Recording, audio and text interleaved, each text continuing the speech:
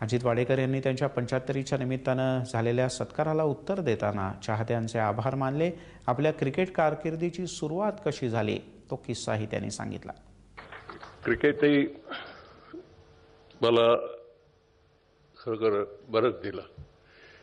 मला खरोखर कल्पना नव्हती की मी शाळेत असताना मी कधी क्रिकेट खेळलोच नाही आणि बाय ॲक्सिडेंट जेव्हा कॉलेजमध्ये गेलो, रिया कॉलेजमध्ये गेलो, त्यावेळेस त्याला 12 मंथची गरज होती आणि फक्त मला सांगण्यात आलं की फक्त पाणी न्यायचं आणि घेऊन यायचं। म्हटलं ठीक आहे आणि त्याच्यासाठी मला 3 रुपये मिळणार होते दिवसाला आणि या 3 रुपयाचा आता